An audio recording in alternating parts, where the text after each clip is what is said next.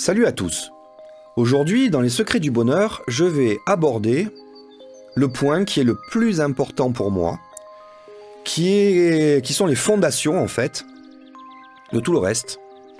C'est une philosophie, vous l'avez eu dans le titre, donc c'est pas une surprise.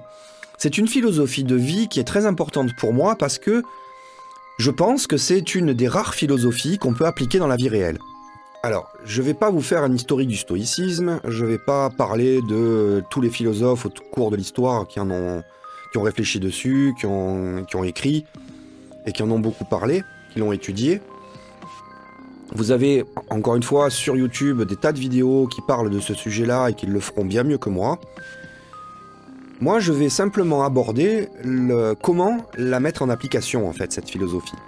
Comment je fais au quotidien pour être un stoïque. C'est très bien de réfléchir à plein de choses, mais je trouve que cette philosophie, je l'ai adoptée aussi parce que je pensais qu'elle allait m'amener vers le bonheur et je ne me suis pas trompé. Le stoïcisme, on va déjà tordre le cou à certaines idées reçues. Ce n'est pas ne rien ressentir, c'est contrôler ses émotions. Contrôler ses émotions, surtout, principalement, sur des événements sur lesquels nous n'avons aucun impact. Exemple de la pluie, je vais pas être triste parce qu'il pleut, je ne peux rien faire, donc je prends la pluie comme une donnée d'entrée, je m'habille en conséquence, mais je vais pas râler toute la journée parce qu'il fait pas beau. La météo c'est la météo, elle est comme ça, je peux rien y faire. Donc, même si ça me plaît pas d'avoir froid et de me retrouver mouillé, ben je vais plutôt prendre en compte les conséquences et agir en conséquence, plutôt que de me mettre martel en tête et de me dire « Ouais, ça fait chier, ça fait une semaine qu'il pleut. » Voilà. Et ça, je l'applique tout le temps. Pour tout. Surtout, bien évidemment, enfin pour tout. Pour tous les événements négatifs. Les événements positifs, je vais éviter de contrôler mes émotions, justement, et je vais essayer d'en profiter un maximum. Descartes disait « L'émotion est l'ennemi de la raison ». Et cette phrase a guidé très longtemps ma vie.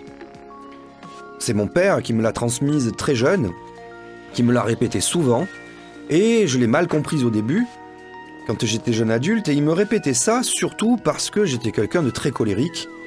J'avais tendance, même si c'est toujours le cas, sauf que maintenant avec l'âge je le contrôle, et je suis quelqu'un de sensible en fait, je perçois quand même beaucoup de choses, sauf que ces émotions-là, j'essaye, alors j'y arrive pas toujours, mais j'essaye au maximum de contrôler mes émotions négatives, de contrôler mes pulsions,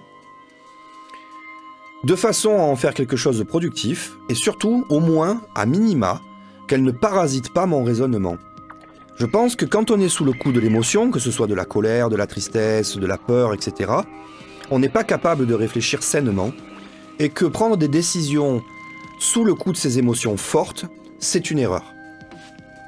Donc maintenant, je vais avoir tendance à d'abord me contrôler, me calmer, redevenir serein, prendre du recul vis-à-vis des événements, y réfléchir, en essayant d'y réfléchir clairement, sainement, sereinement, pardon, et ensuite je vais décider, et prendre des décisions. Si je ne peux pas agir sur un événement, il y a quelque chose sur lequel je peux toujours agir, c'est ma façon de réagir justement. Je peux toujours agir sur ce que je ressens, sur ce que je pense et sur ce que je fais. Moi, je peux pas le faire pour les autres. Je peux pas changer comme ça la façon dont les autres me perçoivent. Je peux pas faire en sorte que les autres m'aiment ou ne m'aiment pas. Ben si, c'est facile, il suffit que je les insulte et ils m'aimeront pas. Mais vous avez compris, je peux me comporter de telle manière à paraître agréable, je peux me comporter en étant respectueux socialement, etc. quand on est en collectivité. Mais je ne peux pas fondamentalement changer ce que pense la personne. Je peux lui expliquer, je peux lui donner des informations, mais je n'ai pas la main sur ce qu'il va en faire. Ce qui fait que finalement, globalement, maintenant, ce que les gens pensent de moi, je m'en fous.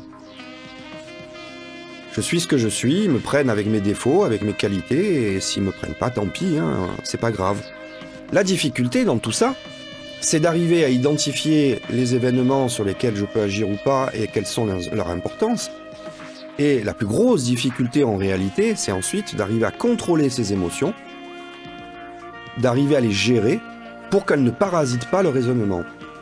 Pour ceux qui ne l'ont jamais essayé de faire ça, pour moi, ça a été en tout cas, c'est un chemin qui a été long. Si vous êtes d'une nature calme et réfléchie, ça sera plus facile. Mais pour quelqu'un de moi qui est un sanguin, un cliché en fait, une caricature d'un gars du Sud, ben, ça a été compliqué. Ça a nécessité plusieurs années d'entraînement, de me forcer, de me contraindre, et ça marche pas tout le temps, en plus. La première méthode que j'utilise, ça va être la méthode Coué, finalement, où je vais me répéter dans ma tête, allez c'est bon, laisse tomber, laisse tomber, laisse tomber, voilà. Donc, je vais essayer de me conditionner de cette manière-là, en me répétant des trucs, en forçant mon cerveau à sortir des boucles dans lesquelles il se trouve. Il y a le mécanisme du déni que j'utilise beaucoup. Alors je ne parle pas du déni lui-même, je parle du mécanisme du déni. On est capable de refuser même la réalité en fait. Il y a déjà, notre cerveau il est capable de rentrer dans des boucles de déni qui sont extrêmement puissantes. Et ben, finalement, je me sers de ces mécanismes-là pour inhiber mes émotions et inhiber certaines boucles de raisonnement, encore une fois, dans lesquelles rentre mon cerveau. La troisième technique que j'utilise, c'est le détournement d'attention. Alors le détournement d'attention, quand je ressens des émotions négatives, parce que les positives, je les garde et j'en profite, mais quand je ressens des émotions négatives, je vais avoir tendance à essayer de penser à autre chose, parce que mon cerveau va me faire revenir systématiquement sur cette pensée-là. Donc je me force, un peu à la méthode Coué, je me force à penser à autre chose. Si j'ai un conflit avec quelqu'un, il a tendance à tourner dans ma tête pendant plusieurs jours. À un moment donné, je vais me dire, ok, qu'est-ce que j'aurais pu faire, qu'est-ce que j'aurais pu dire? J'analyse le truc, je rajoute, je refais un peu les scènes dans ma tête. Et puis ensuite, ben j'essaye de passer à autre chose. Je me dis, ok, j'ai fait ma synthèse, voilà en gros ce que je dois tirer comme expérience de ce qui s'est passé. Maintenant, pensons à autre chose, et je me force à penser à des choses plus importantes, à des choses plus gaies, à des choses qui m'intéressent plus sur le moment, finalement. Et j'arrête de perdre du temps à tourner en rond dans des idées négatives. Donc c'est en gros les trois techniques intellectuelles que j'utilise pour essayer d'évacuer toutes ces émotions et de les cantonner à un coin de mon cerveau de manière à ce qu'elles arrêtent de parasiter en fait ma pensée.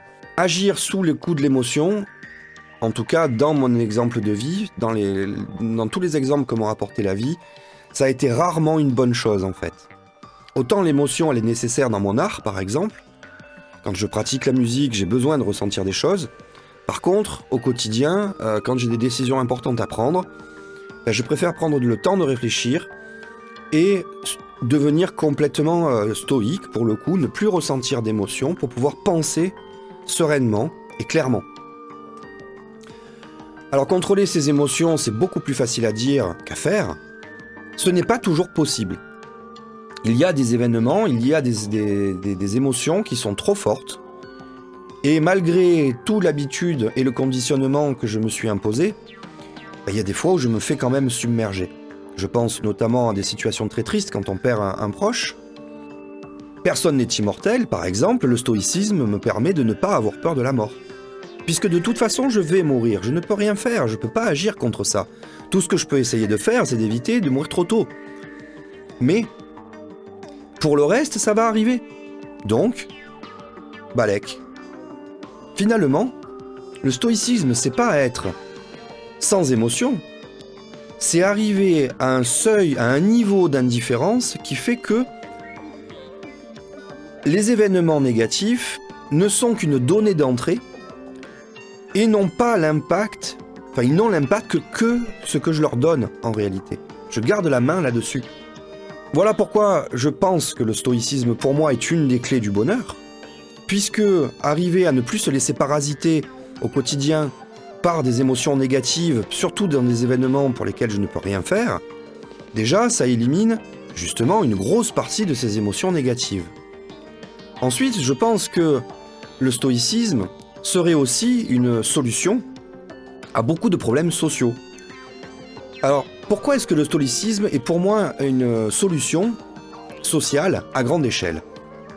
Parce qu'à partir du moment où on a intégré le fait qu'il y ait des tonnes d'événements sur lesquels on ne peut pas agir et qu'on doit quand même les accepter, prendre du recul vis-à-vis de tout ça et être neutre finalement, être indifférent, ben, en gros, que ce soit l'orientation sexuelle, que ce soit la couleur de peau, que ce soit le genre ou autre, ce sont des événements, des choses sur lesquelles je n'ai pas de prise, donc je n'ai pas à impacter la vie de mon voisin sur son orientation sexuelle, je m'en fous, ça ne me concerne pas. Donc j'ai pas à le rejeter ou être agressif. Que le voisin ou la voisine soit homo, soit bi, soit trans, soit noir, soit blanche, etc., ça me concerne pas en fait. Donc j'y suis totalement indifférent. C'est pour ça que j'ai dit souvent dans mes vidéos, je regarde tous les humains avec le même regard. Je me moque de leur couleur de peau, je me moque de leur orientation sexuelle. J'y suis totalement indifférent. En fait, ça ne me concerne pas, donc j'ai pas de raison de m'en mêler en réalité. Là, ce qui va me concerner, c'est est-ce que ces gens-là peuvent vivre sereinement dans cette société? Si c'est pas le cas, là ça va me concerner, parce que si des personnes ne peuvent pas vivre sereinement, ben ça veut pas dire que dans 10 ans, ce soit pas mon tour. C'est comme ça que je pense. À partir du moment où dans une société, on a une partie de notre société qui est discriminée, qui est agressée, qui ne peut pas vivre sereinement, actuellement c'est peut-être eux, ça veut pas dire que dans 5 ans ce sera pas moi.